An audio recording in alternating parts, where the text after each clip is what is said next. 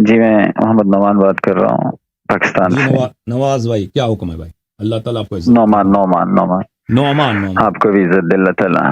حضرت میں معذرت، پہلی بات تو میں یہ تھوڑی سی تمہید باندھ دوں کہ میں اہل سنت سے ہوں، لیکن ہمارے اہل سنت کے نزدیک جو ہے نا سیدنا علی رضی اللہ عنہ، سیدنا حسن حسین فاطمہ زہرا ہمارے آنکھوں کے تارے ہیں، ہم ان سے بہت محبت کرتے ہیں۔ اگر آپ یہ سمجھتے ہیں کہ اہل سنت محبت نہیں کرتے تو بات بالکل غلط ہے نا۔ اور دوسرا مسئلہ یہ ہے کہ میں نے اگر صرف کوئی یہ شخص کرنا کہہ کہ دے دیکھیں اگر کوئی شخص کہہ دے کہ ہم رسول پاک صلی اللہ علیہ وسلم سے محبت کرتے ہیں لیکن ان کے اتباع نہیں کرتے، صحیح تو اس کا کیا ویلیو ہے؟ جی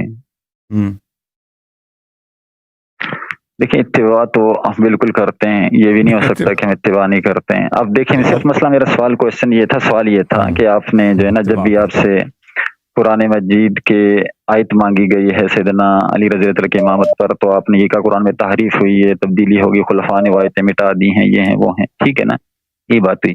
اور آپ کا یہ بھی کہنا ہے کہ جی سیدنا علی کی امامت قرآن میں ثابت نہیں ہے، باطل ہے یہ قول۔ تو میں نے کہا کہ جب آپ کی احادیث کتب احادیث میں اتنی حدیثیں صحیح سند کے ساتھ آپ تک پہنچی امامہ کے ذریعے سے، اس میں کئی آیتیں بھی لکھی ہوئی تھیں، وہ اتنی آیتیں تو پہنچ گئیں، لیکن یہ امامت والی آیت آج تک آپ تک نہیں پہنچی، یہ مجھے اس پر بڑا تعجب ہوتا ہے۔ جب بھی آپ سے پوچھا کہ آپ نے کہا کہ جی وہ ہے تعریف ہوئی تو ٹھیک ہے جی۔ تعجب آپ کو ہوتی ہے نا جو آپ قرآن کی تاریخ نہیں جانتے، اسلام کی تاریخ کو نہیں جانتے، بلکہ وحی کی تاریخ کو نہیں جانتے۔ اللہ کی جانب سے جتنی کتابیں آئیں، جتنے انبیاء ہیں، ٹھیک ہے نا، ان کی امتوں نے ان کی شریعت کو چینج کیا ہے، ان کی کتابوں کو چینج کیا ہے۔ یہ حق ہے کہ نہیں ہے؟ میں غلط کہہ رہا ہوں؟ اور نصارہ نے دین عیسیٰ علیہ السلام کو چینج کیا ہے نہیں کیا؟ بالکل کیا۔ اور ان کی کتاب کو چینج کیا ہے نہیں کیا؟ بالکل کیا۔ یہودیوں نے حضرت موسیٰ علیہ السلام اور جو بنی اسرائیل کے انبیاء تھے ان کے ساتھ غداری کی یا نہیں کیا؟ اس وقت جو حضرت ایک منٹ تھوڑی سی بات بھائی آپ کہتے ہیں مجھے تعجب ہے، جیسے ایسے ہم نے کوئی ایسے انوکھی بات کی ہے، ہم نے کوئی ایسے عجیب و غریب بات کی ہے کہ جب بھی آپ سے اتنی آیتیں آپ کی احادیث آپ کی کتب احادیث میں اتنی حدیثیں آئی ہیں صحیح سند کے ساتھ، آپ میرے بھائی صاحب آپ یہ سوال آپ کے علماء سوال یہ کرتے ہیں نا، کہتے ہیں آپ 12 اماموں کے نام قرآن میں بتائیں نا، وہ جب سوال کرتے ہیں تو ہم کہتے ہیں آپ نہیں بات سنیں، نہیں مجھے بات کرنے دیں، مجھے بات کرنے دیں۔ دیکھیں میرا قول بھی نقل کرتے ہیں نا تو انصاف کے ساتھ نقل کرو۔ آپ کے علماء کہتے ہیں کہ آج مجھے 12 اماموں کے نام قرآن میں بتاؤ، تو میں ان کو یہی کہتا ہوں کہ تم بھائی بات سنو نا، پلیز میری بات سنو۔ محمد نعمان، یہ آیت کیوں نہیں آئی ابھی تک؟ محمد نعمان بات سنو، آپ کو علماء کہتے ہیں کہ مجھے 12 اماموں کے نام قرآن میں دکھا دو، تو ہم یہی عرض کرتے ہیں ان کے لیے تو ہمیں وہ قرآن دکھاؤ جس کو بکری کہا گئی تھی نا، جس کو عائشہ کہتی ہیں کہ اس میں عائشہ کا موقف کیا تھا؟ عائشہ کا موقف یہ تھا کہ رضاء کبیر جائز ہے۔ آپ کو پتہ ہے رضاء کبیر کے متعلق یا نہیں معلوم؟ جی جی بالکل پتہ، بالکل پتہ۔ رضاء کبیر کس کو بولتے ہیں؟ رضاء کبیر کس کو بولتے ہیں آپ کو پتہ ہے؟ کس چیز کو؟ آواز صحیح نہیں آ رہی۔ رضاعت الکبیر کس کو بولتے ہیں بھائی؟ رضاعت الکبیر بڑے بچے کی دودھ پینا جو ہوتا ہے، بڑے بچے کو نہیں بولتے ہیں، مرد کو بولتے ہیں۔ کبیر یعنی مرد، بچہ نہیں ہے۔ دیکھیں یہ کتاب ہے سنن ابی داؤد، میں سنن ابی داؤد بلکہ PDF دکھا دیتے ہیں، کوئی بات نہیں۔ یہ کتاب ہے سنن ابی داؤد۔ آپ مسئلہ دوسری طرف لے گئے نا؟ نہیں دوسری تو میں واپس آ رہا ہوں، قرآن کی طرف آ رہا ہوں ایک دفعہ۔ آپ سنیں سنن ابی داؤد العطار کی تحقیق ہے، سنہ 2005 میں چھپی ہے، یہ صفحہ نمبر 282 ہے۔ یہ ملاحظہ فرمائیے کہ عائشہ کیا کرتی تھی۔ کانت عائشہ تو خود دیکھیں، یہ آپ کی کتاب ہے، ہماری کتاب نہیں ہے۔ پھر آپ دیکھیں کہ عائشہ جو ہے نا، کہتے ہیں کہ عائشہ کے متعلق بڑا عقیدہ نہیں رکھتے، تو یہ یاد رکھو، کانت عائشہ تأمر بنات اخواتها وبنات اخوانها۔ اب جتنے مولوی دیکھ رہے ہیں وہ میرا ترجمہ دیکھ لیں کہ میں غلط کر رہا ہوں صحیح کر رہا ہوں۔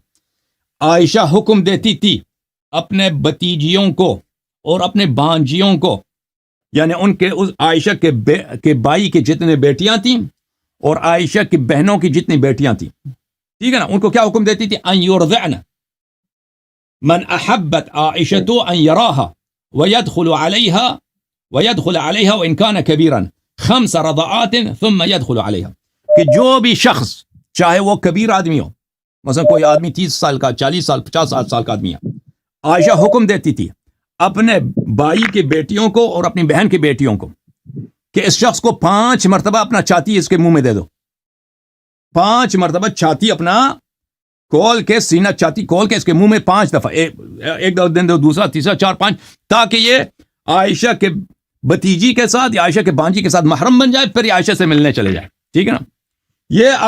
یہ عائشہ کیوں کہتی تھی اس کی آیت قرآن میں ہے، کہتی تھی آیت قرآن میں، وہ آیت کہاں گئی؟ کہتے اس کو بکری کہا گئی ہے۔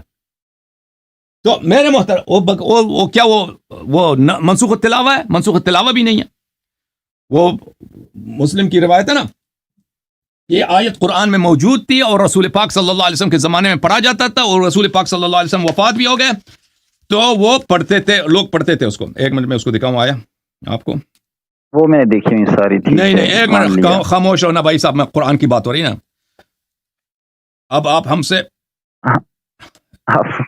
کہیں اور چلے گئے، میں نے مختصر سا سوال تھا میرا، نہیں اور طرف نہیں چلا گیا، میں جواب آ رہا ہوں بھائی۔ کتاب صحیح مسلم ہے، چاپ دار الفکر، کتاب چھپی ہے دار الفکر میں سنہ 1432 میں، دار الفکر بیروت میں۔ اب اس کے والد صاحب خلیفہ تھے، اب خلیفہ کے جو بیٹی ہے وہ تو اس کا بڑا پاور ہے، اس کو تو وہ کوئی منع بھی نہیں کر سکتا کہ یہ کیا تماشا ہے بھائی کہ خلیفہ کے گھر پہ وہ اس کی نواسیاں جو ہیں سب ابو بکر کے بیٹے کی جتنی بیٹیاں ہیں، جوان بیٹیاں، وہ مردوں کو جو چھاتی دے رہے ہیں، اپنا پستان دے رہی ہیں، اور اس کی جو بیٹی، اور بھائی بات سنو، یہ بڑی بغیرتی کی بات ہے، موجودہ دور کے اندر جو موجودہ دور کی بات کر، ہاں بھائی عائشہ کی بات ہو رہی ہے، قرآن کی بات ہو رہی ہے، آپ غصے میں نہ ہاں تو یہ تو بڑا، بھائی صاحب بات سنو، میری بات نہ کاٹو پلیز، تو یہ تو بڑی ہی، آپ کے اماموں کے پاس تو قرآن موجود تھا نا، بالکل صحیح موجود تھا، بھائی قرآن کی بات ہو رہی ہے دنیا میں، چلو ٹھیک ہے، اس کا قرآن کی بات ہو رہی ہے، آپ کی قرآن کی بات کر رہے ہیں نا، قرآن کی بات اب ہو رہی ہے۔ تو عائشہ، یہ تو بہت حساس مسئلہ ہے کہ بھائی اس گھر میں لائن لگی ہے مردوں کی، بھائی ایک آدمی آئے اتنے مونچے ہیں بڑی بڑی، وہ عائشہ کی بھتیجی کو پکڑ کے اس کی چھاتی جو ہے وہ کیا کر رہا ہے، اس کو منہ میں لگا کے چوس رہا کہ بھائی میں عائشہ سے ملنا چاہتا ہوں، عائشہ سے حدیث لینا ہے میں نے، پھر اگلے دن پھر آتا ہے، پھر چھاتی پکڑ کے منہ میں لگا دو بھائی 5 دفعہ تاکہ کامل ہو جائے۔ یہ تو بڑا ہی ایسا کمینہ کام دنیا میں ہے ہی نہیں، ایسا کمینہ کام، یعنی کسی انسان کا غیرت اس کو برداشت ہی نہیں کرتا۔ اور اس سے آپ کو اندازہ ہو جاتا ہے کہ ابو بکر کا جو گھر ہے، گھرانہ ہے، یہ کیسا گھرانہ ہے، یہ کوئی عزت والا گھرانہ ہے، یا وہی مکے والی جو بات تھی نا کہ اس کے والد کام پہ کام کرتے تھے، جس کا میں نے بتایا، وہی سسٹم تھا نا ان کے پاس۔ تو عائشہ کیا کہتی ہے؟ تو یہ مسئلہ کیونکہ حساس ہے، عائشہ اس کی توجیح کے لیے کہتی ہے، یہ قرآن میں اس کی آیت تھی، مسلم کے صفحہ نمبر 686 مسلم کی، كان فيما أنزل من القرآن 10 رضعات معلومات يحرمن ثم نسخن ب5 معلومات فتوفي رسول الله صلى الله عليه وآله وهن فيما يقرأ من القرآن۔ تو یہ عائشہ نے کہا کہ سب آیات قرآن میں موجود تھیں کہ 5 دفعہ دودھ دے، 10 دفعہ، پہلے قرآن میں یہ تھا کہ 10 دفعہ تم چاتی دے دو، پھر وہ نسخ ہو گیا کہ 5 دفعہ چاتی دے دو، اور یہ قرآن میں موجود تھا۔ پھر کیا ہوا؟ پھر رسول پاک صلی اللہ علیہ وسلم کی وفات ہو گئی ہے، تو لوگ اس آیت کی تلاوت کرتے تھے۔ کون تلاوت کرتے تھے؟ صحابہ کرام تلاوت کرتے تھے، ٹھیک ہے نا، مسلمان تلاوت کرتے ہیں، یعنی منسوخ التلاوہ بھی نہیں ہے۔ اچھا آپ کی خدمت میں عرض کریں، پھر یہ آیت گئی کہاں ہے؟ یہ آیا، اس آیے کا کیا ہوا؟ پھر وہ کہتی ہے کہ یہ آیا جو ہے اس کو بکری کہا گئی ہے۔ اور بھائی اگر کوئی شخص کہتا ہے کہ ہم نے عائشہ کی بے حرمتی کی، ہم نے کوئی بے حرمتی نہیں کی نا، اس نے خود اپنی بے حرمتی کیا، اس نے فتوے دیتی تھی بھائی، اس کے والد کو بھی اتنا پتہ نہیں تھا، غیرت نہیں تھا ابو بکر کو منع کرے اپنی بیٹی کو۔ یہ تو اس میں تو بڑی بےغیرتی والی بات ہے نا۔ اب اس میں میرا کیا قصور ہے؟ شیعوں کا قصور ہے اس میں؟ کتاب سنن ابن ماجہ، سنن ابن ماجہ بلی، چاپ دار الفکر، کتاب چھپی ہے سنہ 2008 میں، باب رضاء الکبیر، رضاء کبیر کا باب، ٹھیک ہے نا، صفحہ کون سا بھائی؟ صفحہ 453، کتاب النکاح۔ عائشہ سے روایت ہے، نزلت آیت الرجم و رضاعۃ الکبیر 10، یہ آیہ رجم، آیہ رضاء کبیر، یہ اللہ کی جانب سے نازل ہوا ہے۔ وکانت لقد کان فی صحیفۃ تحت سریری، میرے پاس قرآن تھا، قرآن کو میں نے اپنے بستر، جس بستر پہ سوتی ہے نا، قرآن کو میں نے اس کے نیچے رکھ دیا۔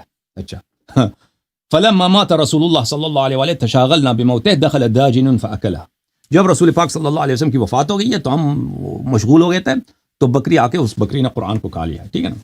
تو میرے بھائی یہ بات جو ہے نا، آپ کہتے ہیں کہ ائمہ طاہرین کے نام دکھا دو، ٹھیک ہے نا، تم مجھے بتاؤ جب تمہارے اپنے نزدیک کتب میں یہ روایات متواتر ہیں کہ قرآن ناقص ہے، تو تم کس منہ سے ہم سے مطالبہ کرتے ہو کہ تم امام علیہ السلام کے نام قرآن میں دکھاؤ، 12 اماموں کے نام؟ ہمارا یہ موقف ہے، تم ٹھیک ہے ہم دکھا دیتے ہیں، تم وہ کامل قرآن لے کے آؤ، ٹھیک ہے نا؟ اب جو ہے آپ بات کریں، میں آپ کی بات سنتا ہوں، بسم اللہ۔ آپ میرا اعتراض نہیں سمجھے، میں ایک تھوڑی دیر کے لیے آپ کو سمجھانے کے لیے آپ کو میں بتا رہا ہوں کہ چلو اس وقت موجودہ قرآن مجید پوری دنیا میں جو ہے یہ تعریف شدہ ہے، ٹھیک ہے نا، مان لیا آپ نے؟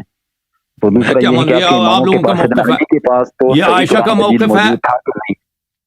ٹھیک ہے یا ٹھیک ہے، عائشہ ہم کا نے مان موقف آپ ہے، نے یا مان لیا، ہم نے عمر کا موقف ہے، یا عثمان کا آپ موقف اپنا ہے، یا موقف بتا دیں کہ ابی بن آپ اپنا کعب موقف کا بتا موقف دیں ہے۔ کہ سیدنا علی کے پاس اصل قرآن مجید مکمل تھا یا نہیں تھا؟ مجھے نہیں معلوم، میں اس کا جواب مجھے دینے کی ضرورت ہی نہیں ہے بھائی۔ آپ لوگوں کے موجودہ قرآن جو ہے آپ لوگ کہتے ہو یہ ناقص ہے، پہلے اس کو طے کرو، پھر بات کرتے ہیں کہ امیر المومنین صاحب کے قرآن کہاں گیا، ٹھیک ہے نا؟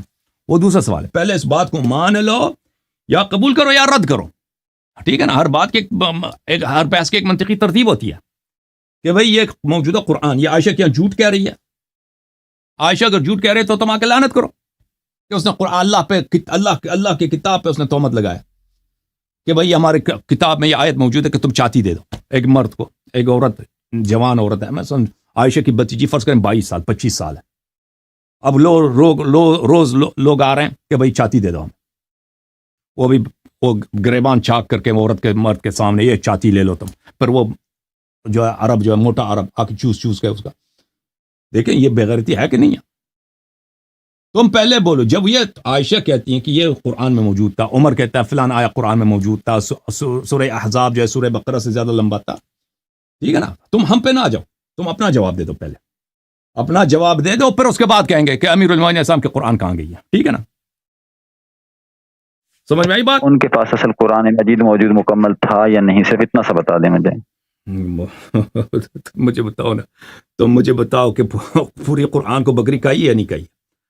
جب تم بتاؤ گے تو ہم وہ جواب تو دیں گے، لوگوں ٹھیک ہے کے لوگوں کے قرآن کو بکری نے کھا لیا، سیدنا علی کے پاس جو تھا وہ مکمل تھا یا نہیں؟ تم مجھے بتاؤ کہ وہ قرآن کو بکری کھا گیا یا نہیں کھایا؟ وہ تو لوگوں کے قرآن کو کھا گیا نا، چھوڑ دیں وہ تو آپ تو اس کو، چلو سیدنا علی اور پھر مان لیتے ہو کہ معصومین کے قرآن پاس ناقص اصل ہے، قرآن پھر تھا مان یا لیا نہیں؟ کہ قرآن ناقص ہے، دل سے مانتے ہو کہ قرآن ناقص ہے یا نہیں مانتے؟